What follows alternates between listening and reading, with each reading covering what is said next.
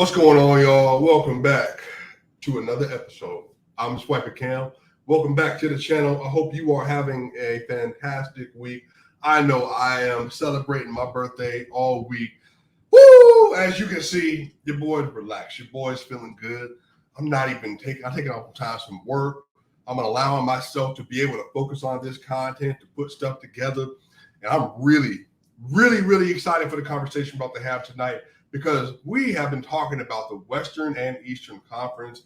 We spent all last episode talking about my tiers in the Western Conference. I gave examples and reasons as to why I have each team either tanking, fighting for a play-in team, as a pure fringe playoff team, and then also as a fringe contending team, and then also a team that is competing for championships. I have everything tiered out in approximately 5 tiers, and so we are having a great discussion, man, and we're gonna have another one tonight, because tonight we got to talk about the Eastern Conference. Now, I've been trying to do more non-Nugget specific content because, again, we need to get more and more people a part of our community, continue to grow the platform as well. But all of this stuff has to do with how next season shapes out. And for those of you that are Denver Nuggets fans, this all matters for you as well, because these are the teams that the Nuggets are going to be facing either in the conference or out of the conference. And there are also key points about each of those teams that matter, because all this stuff is going to shape itself out in the regular season. And this is all going to affect seeding. This is all going to affect matchups. All this stuff is things that people need to be aware of and people need to be paying attention to. So without further ado, I'm going to get into the tiers of the Eastern Conference. Now, so I put together a list. I'm going to go ahead and show it to you. It's posted on my Twitter. So this is how I have everything tiered off right now. So the way I'm going to do this, I want to work from the tanking teams to the not yet teams to the fighting for playoff and play-in teams, all the way up to the fringe contender and playoff teams, and then also to the contenders as well. So I'm going to go ahead and get started. Just want to give you the overall format. I'm going to move this off to the side. That way we can talk through it, and then we can have a general idea of kind of where I'm thinking and why I think these teams are going to end up where they are. So let's go ahead and get it started. To open everything up, I think that the Indiana Pacers are going to be the team that is tanking next year in the Eastern Conference. Why do I say that? I fully expect that over the next couple of months, Buddy Hield, Miles Turner are going to be two of the players that they're going to trade off of that team. People have been inquiring about Buddy Hield, have been inquiring about Miles Turner. Well, Miles Turner for years. People have been asking about Miles Turner for literal years, because he's a good defensive player. He's a big that can protect the paint relatively well. He's a good floor spacer. I think a lot of people have an idea that they're able to utilize Miles Turner in ways the Pacers have not. I just think that that's a player that really good teams could be targeting, that they can say we can try to make it work out something and make him be something. And I also think this. I think that they went after DeAndre Ayton with the purpose of trying to move on from Miles. I also think that Buddy Hield is going to be a great addition to a team, because that dude is one of the best shooters in NBA history. But also, I think they want to build everything around Halliburton. I think that Tyrese Halliburton has the chance to be a special player. And I think that Tyrese Halliburton is the kind of player that you need to continue to facilitate your team around. You need to give him as many options as possible, help him to continue to work himself within that offense. They obviously had a great first round in draft this year. They have a lot of young assets that they can utilize. I think the Patriots are tanking because I think they're one of those other teams that can be looking at Scoot next year, and they also can be looking at Wembanyama. I think that them and the Spurs are the two teams that I'm looking at to say, if you add Wembanyama, if you add Scoop to that team, I think that you can do a lot with that roster. And so we'll see what they end up doing. I think the Pacers are outright tanking next season. That's my team in the Eastern Conference that's tanking. All right, tier 4. This is the not yet section, meaning, hey, they're not outright tanking, but they also are not yet really competing for a play-in spot. And the first team I have in here is the Detroit Pistons. I think that they have an incredible roster. I'm actually really excited to see what Detroit does. Obviously, they got Jaden Ivey. They also have Cade Cunningham. Man, they just picked up Jalen Duren. I think he's going to be a really good player. And once again, even outside of that, I was big on Sadiq Bey coming out in the draft. I think that he's going to be a really good player as well. I think they have 4 legitimate, young, quality assets to build around. I think Cade Cunningham has superstar potential, and y'all know I don't use that word lightly. I think he has superstar potential. I think that Jaden can be a very good player. I love the way he moves on the court. I love his fluidity, his explosiveness. I'm really excited to see what he looks like. Jalen Duren looks amazing. He is a huge, huge young man. I think he's going to be a great big in the Eastern Conference, and I think Sadiq Bey is great. We'll see if Killian Hayes ever really develops or anything, but he's another young asset that they have. So I do think that Detroit's going to be able to take some steps this next season. So hopefully, we'll see how they end up shaping out. But Detroit is my first team on the not yet section. And then next, I have the Orlando Magic. Now, I think this is probably one of the most slept on teams in the NBA. People look at their roster, Cole Anthony, Nuggets fans remember RJ Hampton, Jalen Suggs, Franz Wagner, and then they got, Mo Bamba, and then they got Wendell Carter Jr., and now they got Paolo Banchero. I'm not even going front, bro. They have a tremendous young core. I think Paolo Banchero obviously is the class of that core. He's obviously going to be the best player on that team, a 6'10" wing. Franz Wagner, that dude is a monster. He can go to the rack. He can shoot. He can dribble. He can play make a little bit. I think that Franz Wagner could end up being a really special player. So I think them having Paolo Banchero, 6'10", Franz Wagner is 6'10", also having Cole Anthony, also having Jalen Suggs, and then, like I said, Mo Bamba off the bench. And I think Wendell Carter Jr. could be a top 10 center this next year. They're going to be the type of team that defensively, they're not going to be great on the perimeter, but I think Wendell Carter Jr. is one of the best interior defenders that you can ask for. And I think putting him next to that roster, having Paulo and having Franz, they are going to be a huge team. A 6'11", 6'10", and 6'10". Then having Cole Anthony, and then also having Jalen Suggs. I think that team has a chance to really grow into something. I think Paolo Banchero, if I had to make my prediction on him, I think he's going to be one of the better players in the NBA in the next several seasons. I just think he has all the tools, like the way he plays. He seems like he has some leadership potential already with the way that you heard him talking in Summer League. Skill-wise, I think that he's going to be one of a kind. So I'm really, really excited to see what he does. I'm excited to see how he turns out. I'm excited to see how he continues to expand his game and how he continues to seek out his game at the NBA level. And so I think him and Franz Wagner, man, I don't know how they managed to land on that. That's just good drafting and good scouting by that department. I also think they have a great coach. I think their coach is great as well, former player. I just think that they have a lot of pieces around them to do some really serious things. But they're all super young. I don't see them competing for anything, but I see them being a tough out for anybody night in and night out. So they're my last team in my not yet section.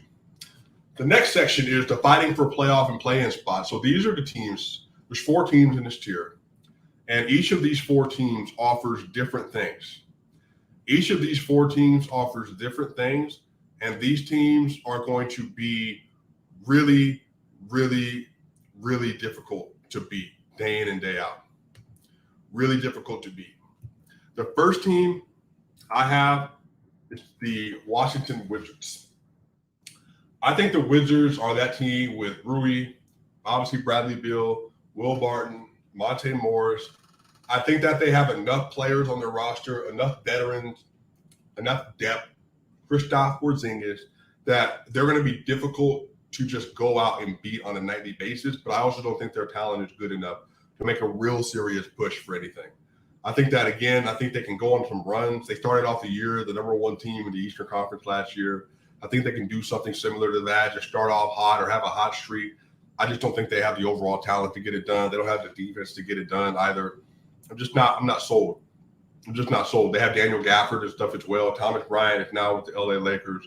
I just think that they're going to need to make some significant improvements. I don't think Bradley Beal is the type of player to elevate your team to that degree either.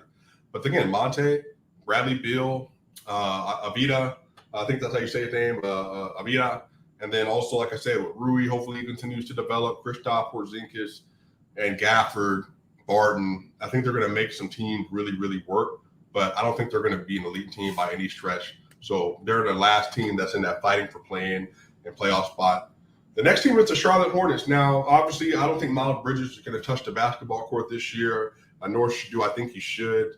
He has some real things that he needs to do to take care of his life. Therapy, meaning one of them, and also possibly there's going to be some criminal punishment as well, which he, again, just obviously hope for the mother and for the children. But Miles Bridges is not going to be there. That means that they're going to be playing PJ Washington. He's going to be starting for them, it looks like. We'll see what they end up doing. Apparently, they're looking to make a trade. It looks like they're not going to try to keep their $30 million a year man anymore. So I don't know what that team is going to look like. They have LaMelo Ball. They have the Terry Rozier. I just don't see what they are yet. I don't know like how good they can be, like what their ceiling is, but it just feels like they're going to be fighting for the play-in again like they were last year. I do think that they're going to feel that Miles Bridges not being there this season. We'll have to see how PJ Washington elevates his game. I think of all these teams, I'm probably the least excited just because I don't really – Michael Jordan's track record as the owner of that team, their draft record, outside of LaMelo, I don't know what they're all going to be able to offer this season. I do think they're going to take a step back because of the situation, really, that doesn't have to do with basketball. But I think LaMelo Ball can ball. I think he has a chance to be a star-level player, and so he continues to improve this season. But like I said, they're in the play-in spot for me. I think the New York Knicks are going to be in the play-in spot as well. Now, again, this is without them also acquiring Donovan Mitchell. This is without them requiring Donovan Mitchell, which is a very real possibility for them. And like I said, based on my Western Conference tier where I have the Utah Jazz being in the tank section, I think that they're going to be in a situation where I think they're going to be possibly acquiring Donovan Mitchell. I think they're going to be acquiring Donovan Mitchell. So if that's the case, they'll be good. I'll move them up. Like I'll feel comfortable moving them up. I have an issue, as we're going to get to this in a minute. I have an issue putting them in front of like the Atlanta Hawks, who's going to be next on this list. Again, they'll have Obi Toppin. Maybe they'll have RJ Barrett. Maybe they'll continue to have Derrick Rose and them. We'll see what they end up trading. But I have no idea who they're going to end up acquiring on that roster. So we're going to have to see. I honestly have no idea. So we'll leave the Knicks alone right now, but I have them in that fighting for the playoff and play-in spot. I think they're good enough to do that, but I don't know how much further they can do right now. But again, they get Donovan Mitchell, man. They're going to be a lot better. But we'll see. Then I have the Atlanta Hawks. I have issues with this because basically right now I have the Atlanta Hawks fighting for the 8th seed. Kind of where they're slotted. They're going to be fighting for that 8th seed, possibly with the Knicks and then some of the other teams that are ahead of them. But I genuinely don't know what to make of the Atlanta Hawks because I think DeJounte is going to help them out significantly. I think having Trae Young, having John Collins, having Clint Capella, having Big O, again, and having the rest of the roster, hopefully Hunter continues to step up. Hopefully he stays healthy this year. He has the opportunity to be an elite two-way player. Maybe he can elevate this season as well. They also have Jalen Johnson in them, I believe, coming off the bench. So I think they're going to be great. I think they have an opportunity to be great, rather. But I just don't know. What they're going to end up looking like. But we're definitely going to have to see. I have the Hawks right there. I could be a little low on them. It's not that I'm low on their talent, but like I said, as you hear me talk throughout the rest of the day, I just don't know who they're going to be better than based on the tiers that are ahead of them. Right now, I have the Hawks at that last spot, fighting for the playoff and play-in. So now I have the fringe contender in the playoff section. So there are 5 teams in here, and it could easily grow to be even more teams. Fringe contender to playoff team. I don't really have these in order as much, and I know that's kind of it's not a cop-out per se, but there's so many teams in here. I don't know. It's again, all this hinges on the Kevin Durant trade, the final roster, and how everybody slots in with the health and everything else. But the teams I have in here are, I'll start with this. I'll start with the Toronto Raptors. The Toronto Raptors could easily move up in this list. The Toronto Raptors were the 5th seed this last season. They were the 5th seed in the Eastern Conference last season. I think Scotty Barnes can continue to elevate. I think Pascal Siakam is one of those other players that is an all-NBA level player. He's 3rd team. He's a fringe all-NBA level player, but he's still a really good player, obviously. Fred VanVleet's a monster two-way player. He's going to continue to hopefully improve. And then, like I said, having OG Anunoby still, having Precious Achiuwa, with Chris Boucher, these players that continue to grow and develop. Gary Trent, and then again, I think Masai Ujiri is one of the best GMs, one of the best 3 GMs in the NBA, maybe even higher. But he's in that Sam Presti, he's in that Bob Myers area, and I think he fits right in there. And so I don't know. I think the Raptors are going to continue to improve. I think they have a chance to be better than in the section that we're in here. I think they have a chance to be better than really 3 of those teams. But one of them, I'd have no idea what's going to happen with them until we find out the news on the Durant Kyrie side. But we'll talk about that in a minute. So I think the Raptors are in this slot.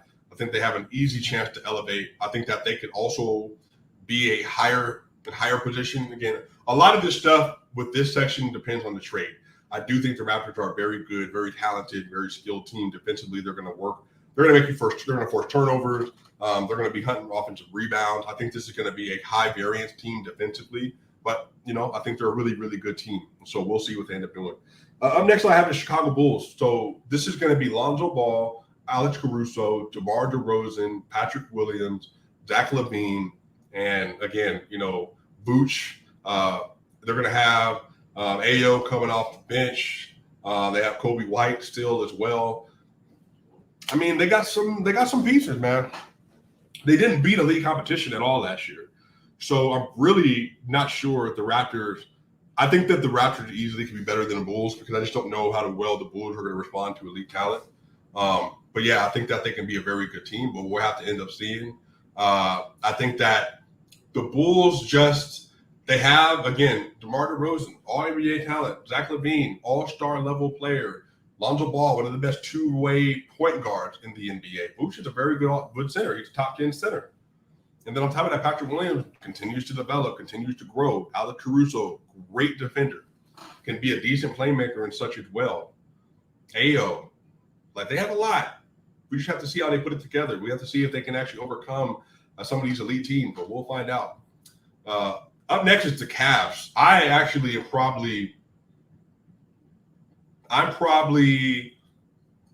I'm about right on the Cavs. I think the Cavs could leap from where they were. They ended up in a play-in because of injuries in large part. I think that the Cavaliers could legitimately end up at a 5th seed this next year. The Cavaliers are loaded, man. I mean, Darius Garland is a clear all-star level player. They got the player out of Kansas. They just have all the talent you could ask for. And then on top of that, Evan Mobley. I think that Evan Mobley, he's one of the best young assets to have in the NBA. Evan Mobley is already an elite defensive player. Really, if you got Evan Mobley and Herb Jones, you're basically have solidified your defense for the next 6 to 7 years, minimal. I just think that they have everything that you could want. And again, Ochai, Agbaji, I think is going to be a great player for them as well. I think that if you wanted to say that the Cavaliers have a chance to leap even over where I have them, I think it's very possible. I'm really, really high on that team. Like I said, Jared Allen's another all-star player. So having Darius Garland, having the opportunity to have Evan Mobley on their roster, having Ochai, having Karis LeVert, and then Lauri Markkanen as well. They just have pieces. They're huge. They're athletic. They have floor spacers. They have playmaking. They have shooters. And they have defense. So, like I said, I think the Cavs end up at the 5th seed this next year. I wouldn't be surprised if they finish at the 6th seed. I think the Cavs are better than the Bulls and the Raptors next year. But I'm pretty high on Evan Mobley and Darius Garland and Jared Allen and Lauri Markkanen and the rest of the roster with Karis LeVert and Ochai, but we'll see. But I think the Cavs can be really good. I'm actually really excited to see what they do. All right, the next team, huge asterisk, is the Brooklyn Nets. I think the Brooklyn Nets are also in this tier. Ben Simmons, Kyrie Irving, Kevin Durant, Nicky Claxton, Patty Mills, T.J. Warren, and then now obviously with Royce O'Neal as well. They have a roster with Cam Thomas. They have a roster. Will Kevin Durant be there? Will Kyrie Irving be there? Right now, I have them on the fringe contender in the playoff list because I don't know what they're doing. They could easily move up to the number one in the contenders. They could be in tier one. They could easily fall to tier three. If they make a trade for one of these players and they lose Kevin Durant and they lose Kyrie Irving, they get Russell Westbrook and whoever else, and not them anymore. But I don't know who they're gonna get. Now, if they're fully healthy and they're in tier one. If they're fully healthy and they're all there, they're in tier one. So to be clear, but I didn't know where to put them because I have no idea what they're going to do. So right now they have an asterisk. They could be in tier one. They could fall all the way to tier three if they lose Kevin Durant and they lose Kyrie Irving. So that's where they are. And then controversial, my last team in tier two is the Miami Heat. The Miami Heat made the finals in 2020. The Miami Heat just made the conference finals. And I don't think that they're better fully healthy than the three teams that are in front of them. I don't. The Miami Heat, Jimmy Butler, Kyle Lowry, they're going to have Duncan Robinson playing again. Again, man, like Tyler Hero, if he continues to elevate, he's going to get paid as well. Jimmy Butler, another all-NBA level player. I think Bam Adebayo, one of the best defensive players in the NBA by a long shot, one of the best mobile bigs in the NBA. Him, Anthony Davis, really might be the best two, and Evan Mobley now. I just don't know, though, ceiling-wise, if everyone's healthy. Again, all this is banking on health. I don't know if they're better than the other three teams that I have above them right now. But I think the Heat, they could earn that place into the contenders. But I just don't – I don't want to put 4 or 5 teams inside the contenders list. I want to have a solidified group of teams I think are in the contenders list. I think that the Miami Heat are right there. But, yeah, I don't know. I don't know. I mean, y'all tell me. I might be tripping. I think the loss of PJ Tucker is going to be huge, though. So we'll have to see. Again, I could be tripping. I think losing PJ Tucker is huge for them. Max Strauss. We'll see. We'll see. I think that the Heat are a good team. I think that they have an opportunity to make some real strides this season to maybe be an Eastern Conference final team again. But I just think there's 3 teams that everybody's healthy that's fully clear of them. So that's the fringe contender in the playoff teams. I have the Heat, Brooklyn, Cavs, Bulls, and Raptors. And then lastly, in the contender section, I have 3 teams. And I'm going to start with the Denver Nuggets' favorite team, Denver Nuggets fans' favorite team, the Philadelphia 76ers. If you think that Philly doesn't have a great team, you're tripping. If you think they don't have a great team, you're tripping. I think Philadelphia has a great team. I think that this may be the best team that Joel Embiid's ever had around him in his career. Y'all, next year, Philadelphia is going to be able to run a lineup. They're going to have James Harden at point, Tyrese Maxey at the 2, Tobias Harris at the 3. They're going to have PJ Tucker at the 4, and they're going to have Joel Embiid at the 5, Daniel House off the bench, Matisse Thybulle off the bench, Shake Milton off the bench, Reed off the bench. Yeah, that's a great team. That's a really good team. Best chance they have to win a championship ever. Ever. Man, I think it's going to be a great team. I think they're going to have an opportunity to win a lot of games. I think they're going to have an opportunity to be the best team in the East next year if they're able to stay healthy and do what they need to do. I think Joel Embiid can have another MVP push. I think James Harden, I think for them to be a top 2 team, James Harden can have to be an MVP level player as well. I think both of them are going to have to be MVP level players. Everything's built around it. I think Tyrese Maxey takes another step. He becomes one of the best 2 guards in the NBA next year. And then having Matisse, I think Tobias, one of the best catch-and-shoot 3-point shooter, pull-up 3-point shooters. If he just can elevate a little bit defensively in the regular season like he did in the playoffs, I think they got a shot, man. I like the 76ers roster, man. I think that's a great roster. They're the first team in the contender section. Up next is the Boston Celtics. Not much needs to be said here, y'all. The Boston Celtics are loaded. They're elite. The Boston Celtics have a great team. The Boston Celtics just got Malcolm Brogdon. So the Boston Celtics now can run a lineup. Malcolm Brogdon, Marcus Smart, Jaylen Brown, Jason Tatum, and Williams, or they can put Al Horford there. They're loaded. They're going to be killers next year. The Boston Celtics are going to be absolutely dynamite next year, and I'm very excited to see what they end up doing. I'm very excited to see the potential that team has. I'm very excited to see what makes them great next year. It's going to be that hard-nosed defense they're going to play. The switchability, now having some playmaking, like much better playmaking with Malcolm Brogdon on the roster. If he stays healthy, yeah, they're going to be a real problem. And like I said, man, they still got Pritchard. They still have the bench pieces as well. They still have Derek White. They're going to be a very good team. They're going to be a very good team. So I think people just need to jump on board. I think the Celtics are going to be right back where they were this last year. They're my second team in the contenders team. Jason Tatum, maybe he continues to elevate. Maybe he solidifies himself as a consistent top 7 player next year. We'll find out. But it's going to be a very good team. Defensively, it's going to be a nightmare. And my last team is going to be the Milwaukee Bucks. I think they're the best team in the Eastern Conference. I think the Milwaukee Bucks are the best team in the Eastern Conference.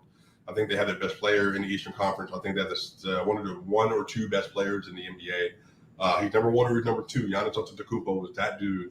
I think Giannis Antetokounmpo, Chris Middleton, and Drew Holiday is dangerous. Giannis Antetokounmpo, Chris Middleton, Drew Holiday, and Brook Lopez, absolutely dangerous. Giannis Antetokounmpo, Chris Middleton, Drew Holiday, Brook Lopez, with the rest of that roster, including Bobby Portis, they're going to be very good, including Grayson Allen. They're going to be very good. They are a juggernaut.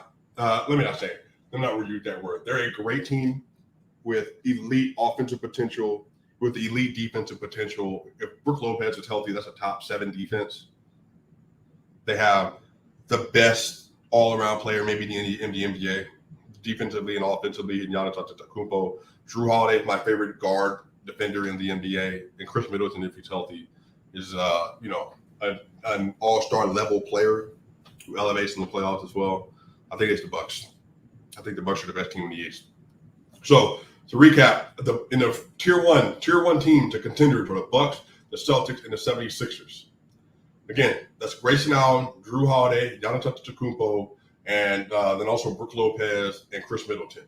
The Celtics, again, my ideal lineup: Malcolm Brogdon, Marcus Smart, Jaylen Brown, Jason Tatum, and Williams at center.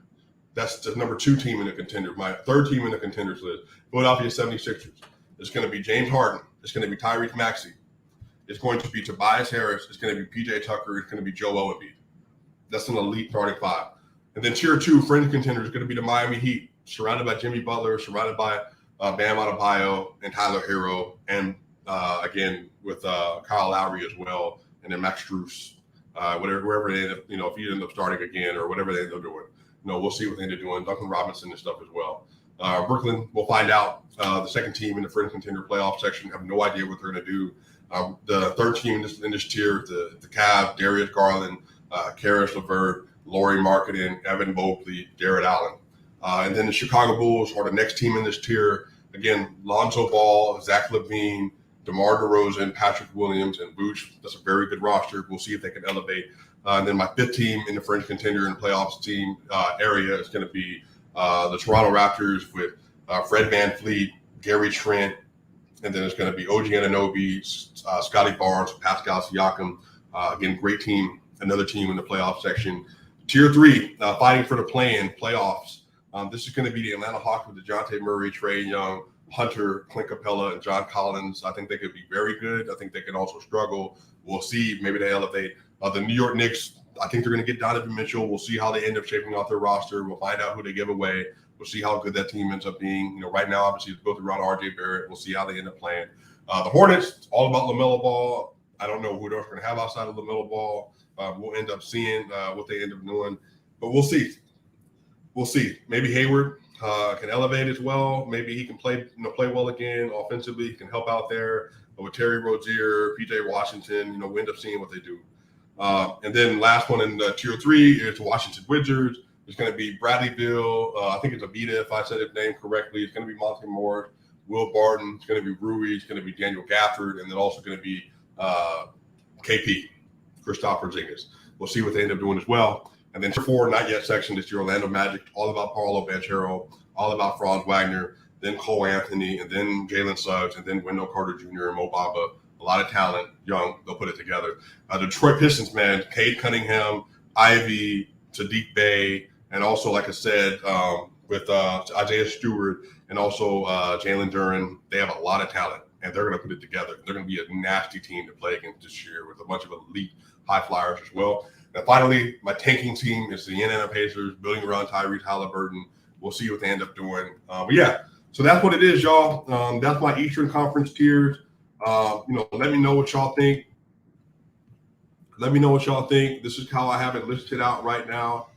But we'll see. This is how I have it listed out right now. We'll see. But yeah, man, y'all great. Giannis is the only player better than Jokic. It could be. Young Melo. Yep. Nuggets Bucks matchup. I would love to see that. But yeah, y'all, that's going to do it. Eastern Conference tier. Let me know what you think in the comment section. You agree, disagree, y'all. Y'all my people, man. Trying to make great content for y'all. Got another video. Got a guest coming up tomorrow, y'all. Hey, see y'all soon.